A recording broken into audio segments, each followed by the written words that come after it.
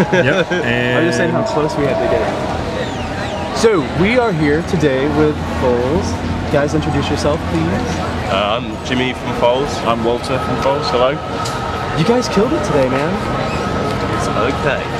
It was early. It was crazy. Early. Considering I think the odds of like that's like a breakfast slot for us. I mean, we had to skip breakfast and go straight to the vodka Red Bull. I did the same thing. Yeah. Did the same thing. How late were you guys up last night? No, we had an early one. Like we played a show at the Black Keys last night, and there was a lot of party potential afterwards. But we were in bed by 1 o'clock. Nice.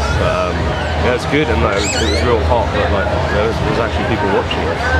And well, I have to start this whole thing off by saying that Antidote was my favorite album of 2008, like bar none.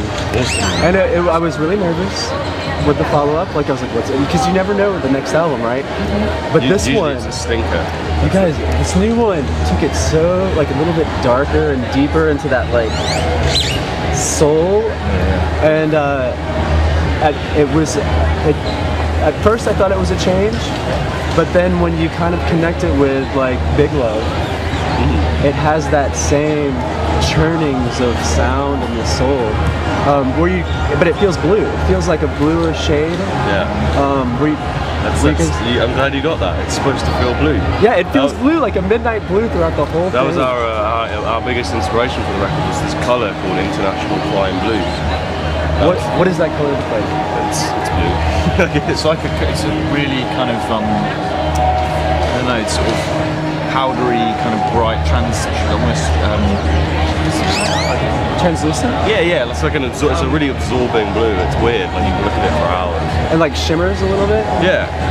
And we I can see that, almost like the top of water, if you get at the right angle with the light shining through.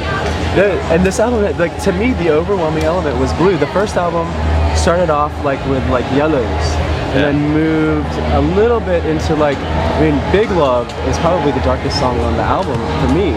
I don't know. So you went out thinking with blue, and how do you feel? Do you feel blue now, or like?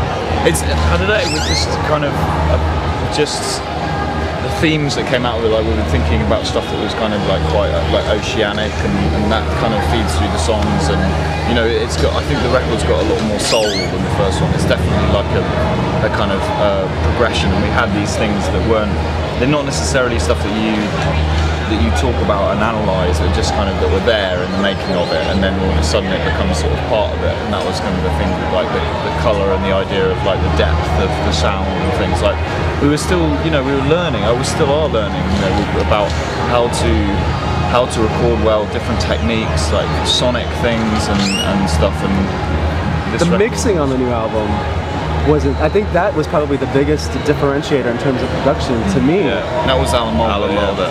It was beautiful, and I want to ask a little bit about the writing process, because to me, when you hear the lyrics, they're very like spontaneous. Like there's this like drunken like fury that's coming out by pen, but then all of the elements, the rhythm section is so tight, like, and it's just. They are each almost like these spontaneous explosions of expression that you tie together. So how do you do that? Like how do you write songs? How do you?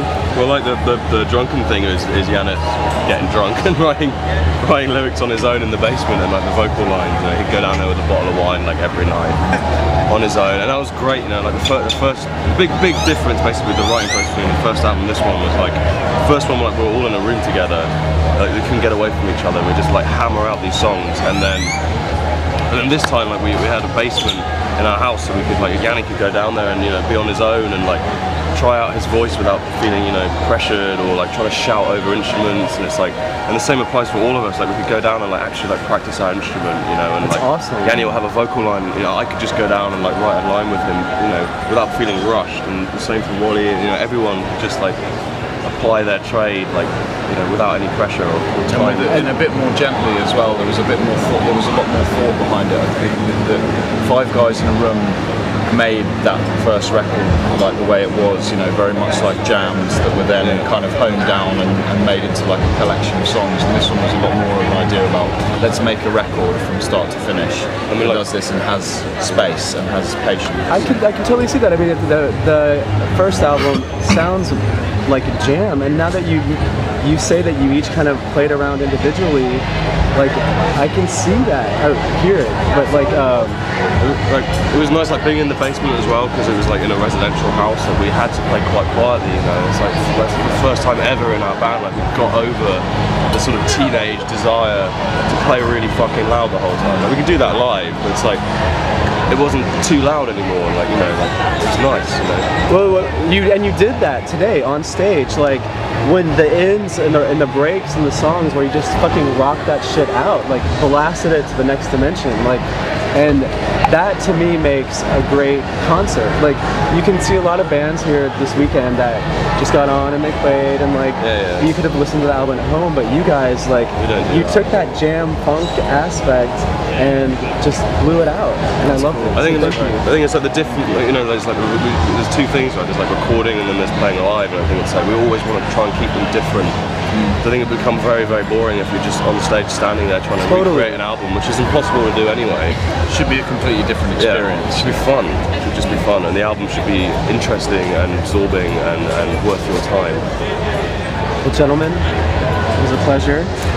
I know you guys have to like rush off to Denver. Yeah, rushing is it's like 3 days drive, but yeah, to Denver. Nice. We're going to do a bit of the drive tonight. We're staying somewhere still in Texas, somewhere we've got to go do like 5 hours today, so that's not too much tomorrow. Cool. Back in the van. I just want to stay here. I want to see Flaming Lips. I want to see the National. That's who I'm looking for at sunset. I don't want to talk about it because I don't want you guys to get pissed off about it. Well, maybe we can catch it on the radio. Definitely, gentlemen. Awesome. Love it to meet you. Pleasure. Thank you so man. much. Nice to meet you, man. Thanks.